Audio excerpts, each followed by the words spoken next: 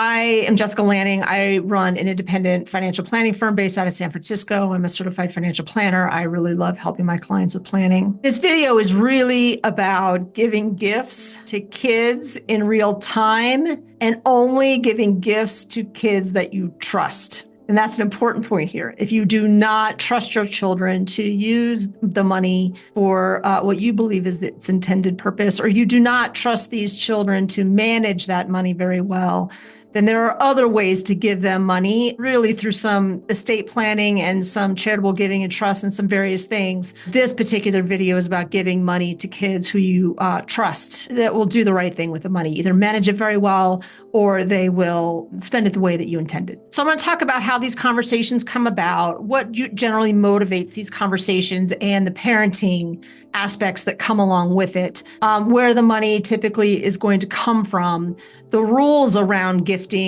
I then have some ideas about what you might give the kids.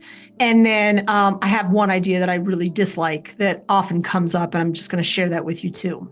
I have lots of conversations about helping kids, and it starts actually really early. And it usually starts with this conversation when I'm working with parents of very young children.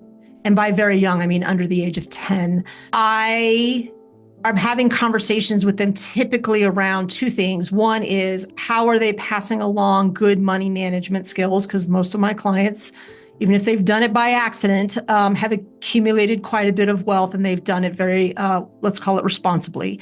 Sometimes just by accident, right? They've just been living within their means, putting money away in, even if it's just their 401ks, managing their careers, et cetera. And they've amassed a fair amount of wealth. And now I want to make sure that those skills around money are actually being passed down to the kids.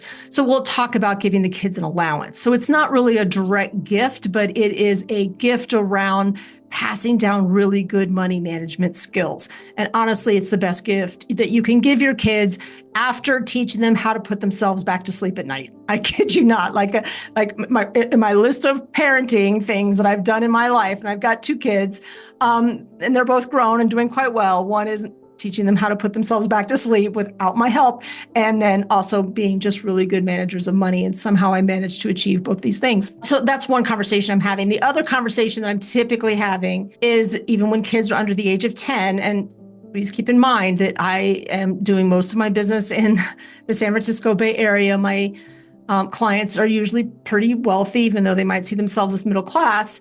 And what I will remind them of is that they live in a very expensive part of the world. So if they want their kids to stick around, like if they're living in San Francisco or the Silicon Valley and they want their kids to remain close to them so they can see their grandkids grow up, they can see their kids on the holidays pretty easily without having to fly all over the globe, I will remind them that they are probably going to have to help that kid.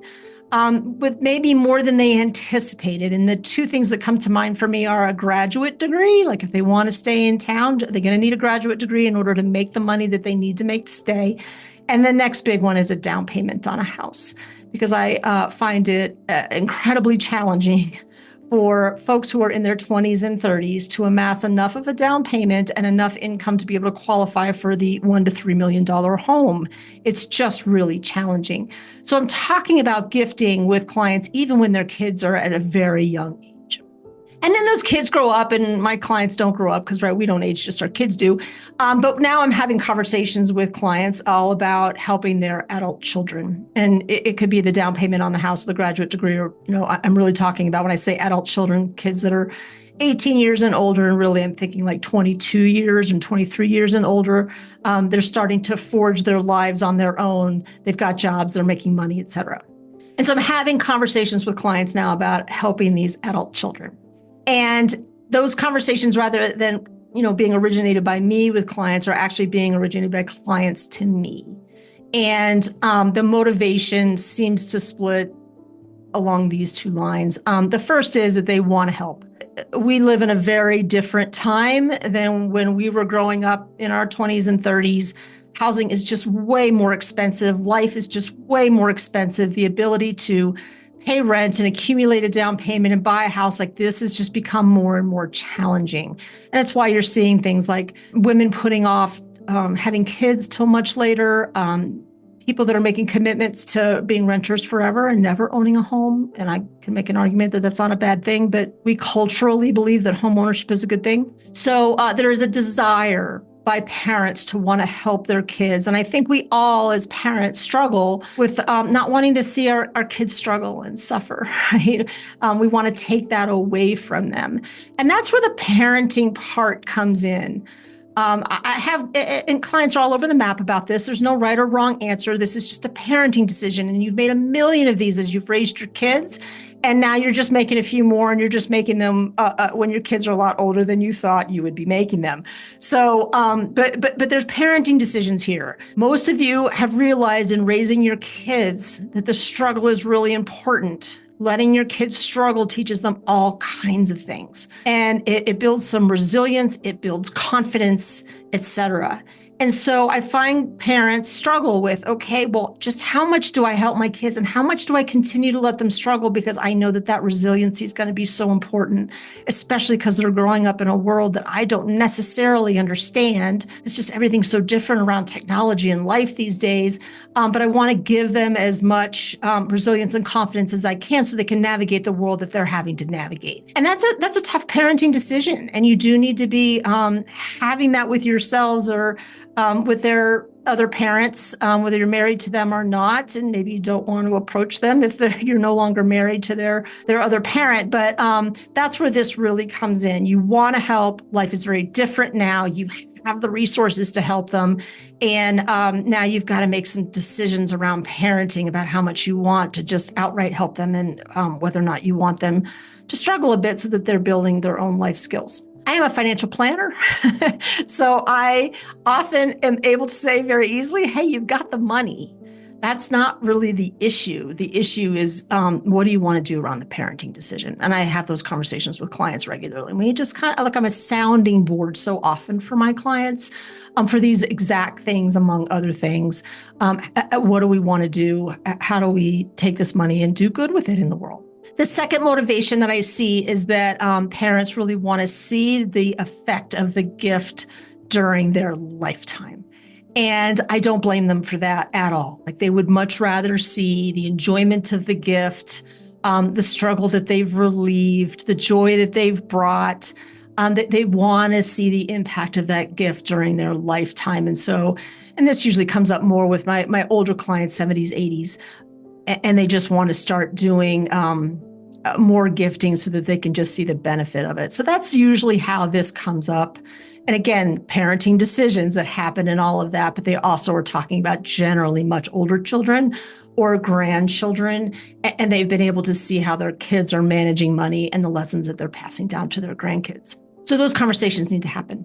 The question then becomes, okay, how do I gift money? Where does it come from? What are the tax implications of that? Although nobody thinks about that. So I just want to review some of the rules around gifting. And when I'm talking in this particular video, what I'm really thinking about is that you are pulling money from a taxable account. In other words, checking, savings, a brokerage account. Then that brokerage account might be an individual account or a joint account. It might be titled in your trust. The registration of it doesn't so much matter.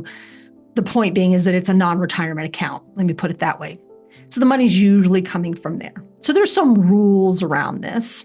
The first rule is that you can give in 2025 up to $19,000 to as many people as you want. So if you've got 100 friends and you want to give each of those friends $19,000, you can do it.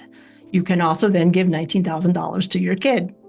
And if you are married, or even if you're partnered, you can give $19,000 to your kid, and your spouse or your partner can give $19,000 to your kid. And let's say that kid is, and so let's just do the math on that. If I give $19,000 to my kid and my partner does too, that kid's gotten a $38,000 gift. And let's say, for instance, you want to help pay for a wedding, because that comes up a lot. And you also really love who is going to be the partner or spouse of your kid. You and your spouse or partner can also give $19,000 to that person. So you've given $38,000 to your kid and then $38,000 to their future spouse, let's say for this wedding, and you've now actually given them a pretty substantial gift of money. And so it's called the annual gift exclusion. It allows you to give that kind of money away. And what you don't have to do when you stay within that threshold is that you do not have to file what's called a gift tax return. And none of that's taxed to the kid, and there's no consequence to you. You just give the money. It doesn't have to show up on a tax return. You don't need to even really record it anywhere. I tell my clients to do that, but they usually are doing that just because it's in their banking system. But you can give that money away, no tax return to be filed. The kid has the gift. There are a couple of exceptions to this. One is that if you want to put money into a 529 plan, I have all kinds of opinions about 529 plans. That's not the subject of this video.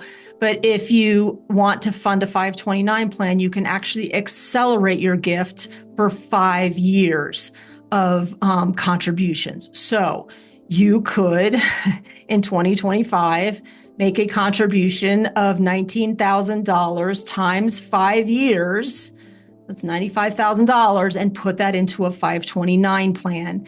And your partner, spouse, or aunt, uncle, whatever, doesn't matter, can do the same thing. Okay, so you can front load a 529 plan, and that sucker can grow like crazy until that kid is ready to use some of that money for K-12 education. There's rules about that, or a higher education expense, and they can spend all the money. Again, I have lots of opinions about 529 plans. My point here only is that you can superfund that thing for 5 years. The other exception that often comes up is you have the ability to pay for college, tuition and fees, or medical expenses. And as long as you pay them directly to the college or directly to the medical provider, and it never touches your kid's hands, you can give as much money as you want. There's no $19,000 cap. You can give. It's a gift still in a colloquial sense, but you are actually paying a bill directly for that kid or grandkid by paying the college directly, or by covering a medical expense. And there's some other ones as well, but those are the two big popular ones. Again, no need to file a gift tax return. People then also say, well, what happens when I die? And, what about the gift tax exemption that happens? And so that number for 2025 is about $14 million per person. It really touches only a small portion of our population. If you have that particular issue and you're worried about giving away more than $14 million during your lifetime, you absolutely need to be having a conversation with your estate planning attorney. I mean, you probably should do that anyway, under $14 million, and the laws always change. But for now, you have less than $14 million that you're giving away, you're probably going to be okay. And again, there's a difference between exceeding the gift tax exemption and having estate taxes kick in, and giving money away in much smaller increments and not having to file a gift tax return. So that's the nuance there. I often have conversations with clients that go something like this. I have all this Apple stock. I bought it for $2. It's now worth $20 million. I'm exaggerating to make my point, although in some cases it's not a terrible exaggeration. And I want to just give some of that highly appreciated stock to my kid so they can sell it at their tax rate, and it doesn't have to be taxed at my capital gains tax rate. You can do that, but you need to be mindful about what's called the kiddie tax. So it used to be that people did this all the time, particularly for kids under 14. I think that was the threshold. And then, they taxed it differently after that. The law has changed a lot. It was even changed with the Tax Cuts and Jobs Act in 2017, but that was then changed in 2020. So you really need to stay up to date on what happens with the kiddie tax. But the kiddie tax basically is this. The law does not allow you to move money to your kid's tax bracket to avoid taking taxes in your tax bracket, right? That's the high level explanation here. So this applies to everybody under the age of 18. If you give, highly appreciated stock to that under 18-year-old, let's call it a 14-year-old, and they sell it on their tax rate, they will shelter about 12 $1,250, so $1,250 in their just standard deduction. They'll shelter another $1,250 most likely, because that'll be at a 0% tax rate. But the rest is going to be taxed at your tax rate. So if you were trying to avoid the nearly 40% in capital gains taxes, if you're in California, that happens a lot. If you were trying to avoid paying that by giving it to your kid who's young and not making any money so that they can sell it at their tax rate, you're not going to achieve that. Okay.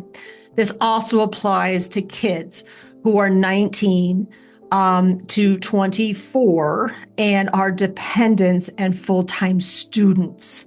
So all the way to age 24, this is most likely going to apply, especially if they're full-time students. Now, if your kid's over 19 or is 25 and beyond and not a dependent, you can give them highly appreciated stock and let them sell it at their particular tax bracket, and that will likely save some money. So this does work at some point in time, but it doesn't work when your kids are little and dependents and full-time students. So I'll take a small detour here. Sometimes when I'm working with parents and they're trying to figure out how to fund college, we will do what I will call strategic borrowing.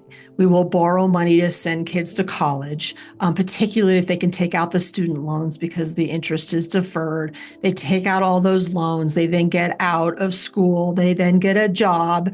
And now we transfer highly appreciated stock to those kids, and they sell it at their particular tax rate. And it's usually way lower than yours because most likely you're still in your high income earning years, and they pay way less on that. And then they have cash to be able to pay those loans off. So do you see right now how giving money to kids that you trust is super important? Because if you don't trust the kid, you probably don't want to do this, because as soon as you've given them that stock, then they can pretty much do with it whatever they want. So and you can communicate, this is what I want to have happen with this. This was our plan. This is what we want to have. And as long as you trust that kid to do that, everything's great. But they have the ability to sell it and go buy a really fancy sports car if they want to instead. And that happens. So just be mindful of that. And if you want to get around this rule, the only thing you need to do is marry them off and have them file jointly. So, take your 19-year-old, marry them, have them file jointly. They can be in school, doesn't matter, but now you can give them all kinds of stock. I would question whether or not that's really what you want to do, of course, but that is the way to fix this. So let's now talk about the ideas that I have about how you might gift money to your grown children. They're out of college or didn't go to college, and now they're working full time. There's lots of really great ways, I think, to give money to kids. And again, you've got to trust them to do the right thing with the money, but there are a lot of great ways to give your kids money and just kind of help them get a little bit of a boost on life. My probably all-time favorite one is to fund a Roth IRA for them. So when you're making a Roth contribution, as long as you're under a particular income limit, and most kids who are starting out in their 20s are going to be under this income limit, they have the ability to fund a Roth IRA. And so you can have them set it up, you can give them the money, and they can fund it. So in 2025, somebody that's within the income limits can contribute $7,000 to a Roth IRA. I love, love, love this idea. It allows them to start on their retirement planning, and it will serve them very well in the long run. So that's one of the ideas that I really love. What people often hiccup around is they think, well, wait a minute, the kid made the money. Don't they have to make the contribution? And the answer to that is no. They do have to have earned income. They have to have at least $7,000 of earned income. But where the money comes from to fund that account can be from you or anybody else. It doesn't really matter. It doesn't have to come from their earned income. They could take it out of their own savings if they wanted to.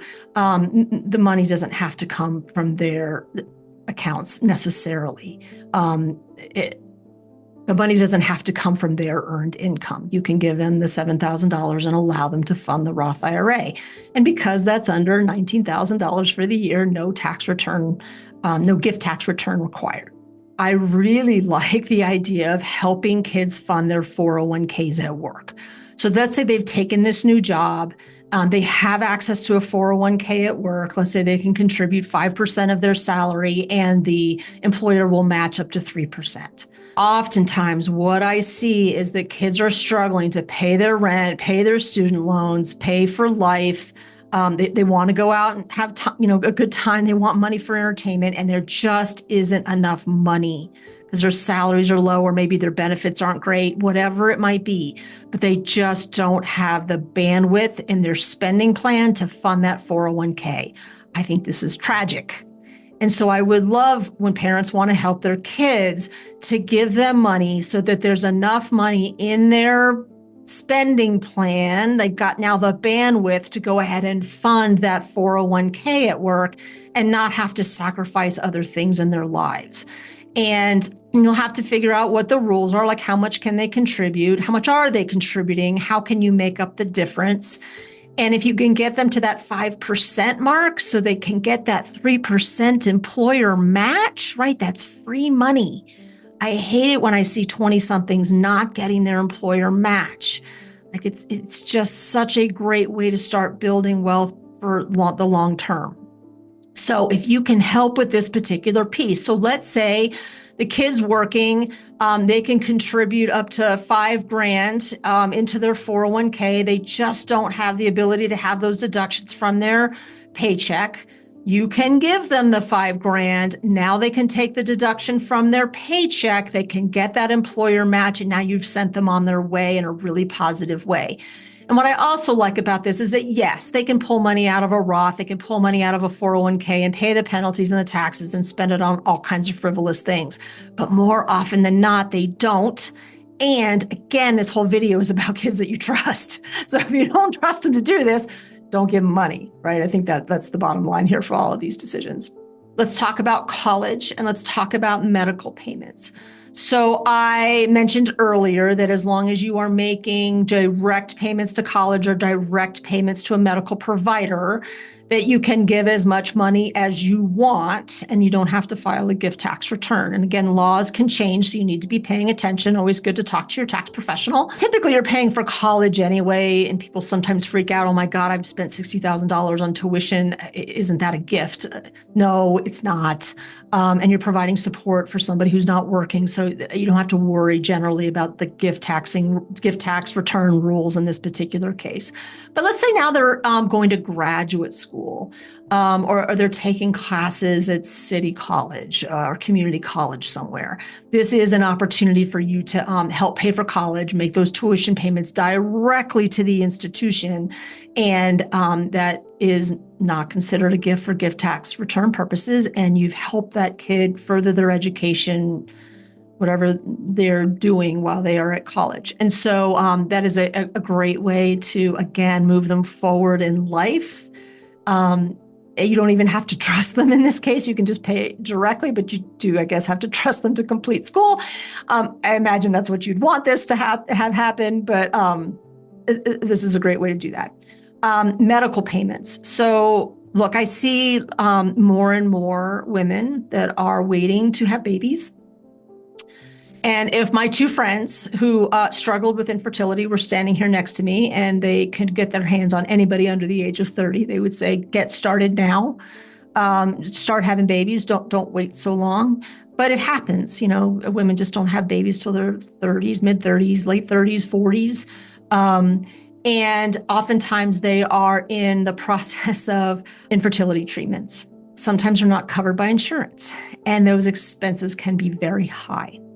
You have the ability to make a payment directly to the medical provider, and that can be a gift to your kid. Again, no gift tax return required. Really great way to get some more money to kids and help them move them forward in their lives. Then there are some things that, there's just not much that you can do in terms of controlling the money. But I love when parents help with down payments on houses. Whether you're creating an equity sharing agreement with that child is completely up to you. Again, a parenting decision. When I say equity sharing agreement, what that is that you go into partnership with that kid, you provide the down payment, but you also become an owner.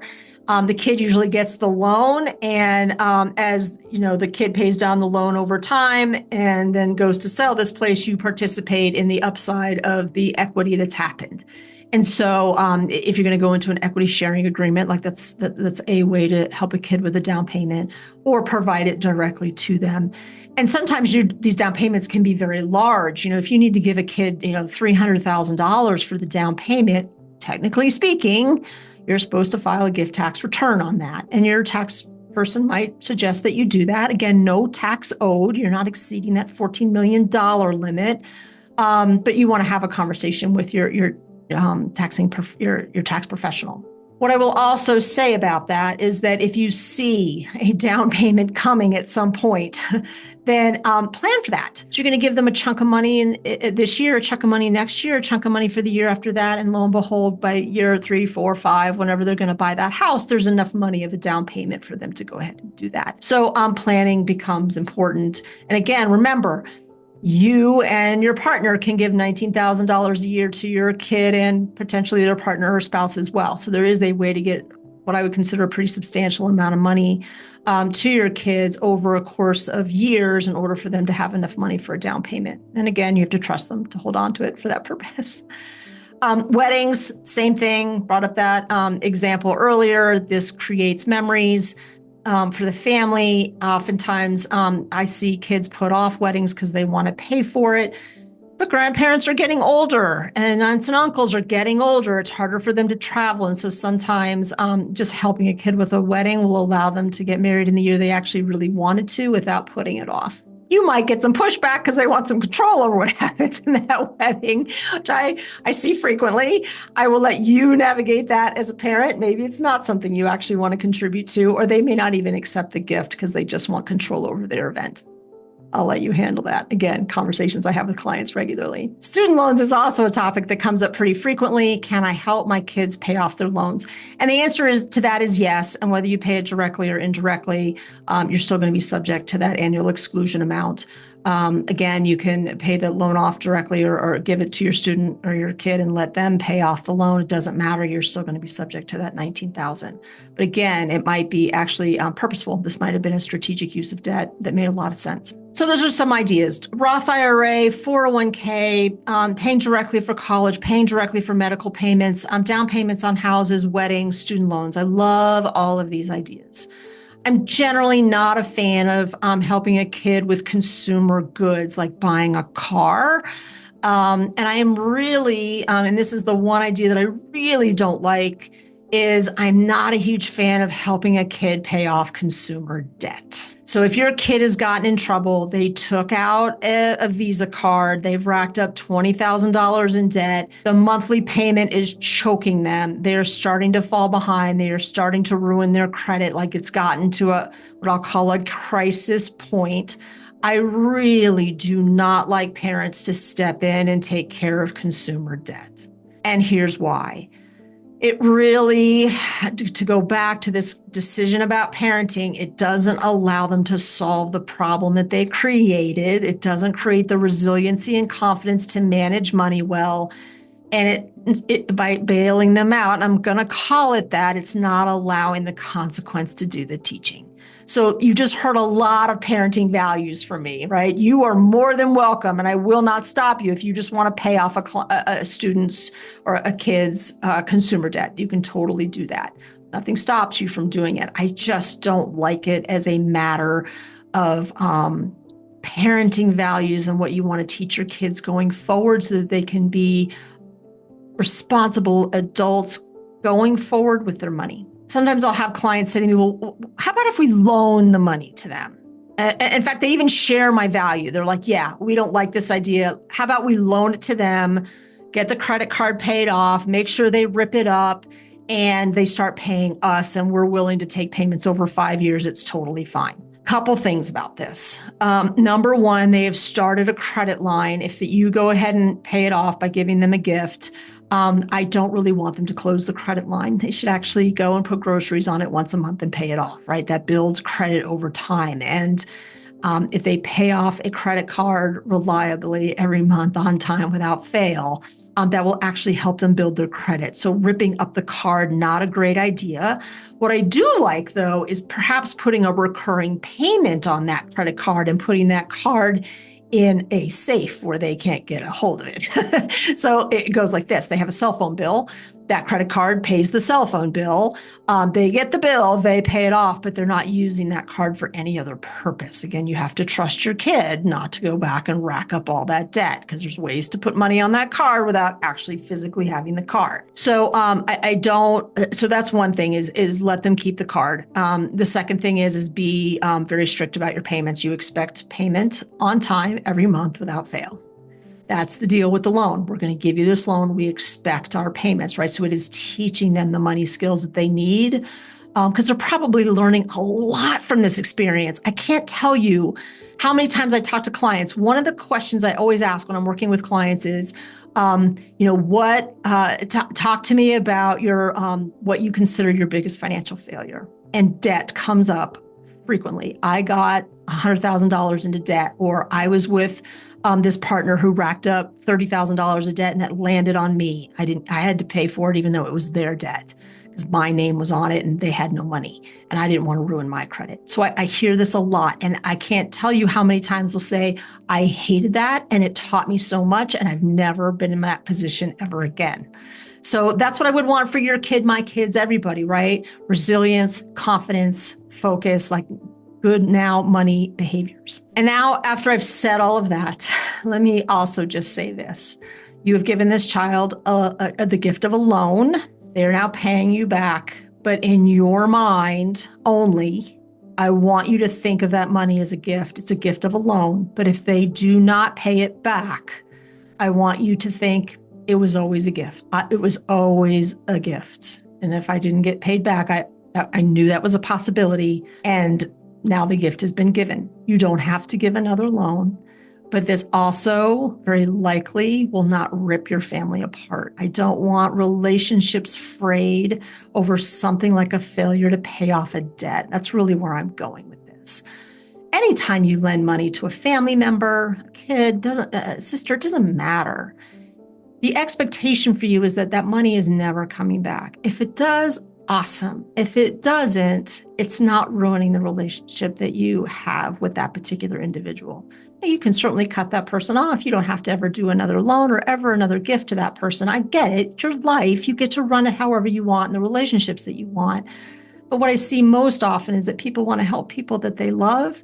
And I don't want to see those relationships get frayed over something like money. So if you want to give your kids a gift, there's lots of really great ways to do it that will help them and move their lives forward. You can always just give them cash and let them spend it however they want. But I think there are some really good choices that you can make that will help them manage their money and keep within their spending plans, all those great things that you did, but then also just give them a leg up in a world that's very difficult for them, or allow them to do some things with their life that they wouldn't otherwise be able to do. Like they're taking on a second job to make ends meet. This might be a way to alleviate some of that stress. So those are my thoughts about giving adult children gifts. You are more than welcome to reach out to me if you have any questions about this or you're struggling with how you might help a kid with a gift. Of course, if you're a client of mine, we've probably already been having these conversations, but I'd be happy to have them again. And if you don't have a financial planner to talk to about this, please reach out to me. I would love to talk to you. I'm Jessica Lanning. Lanning Does Planning.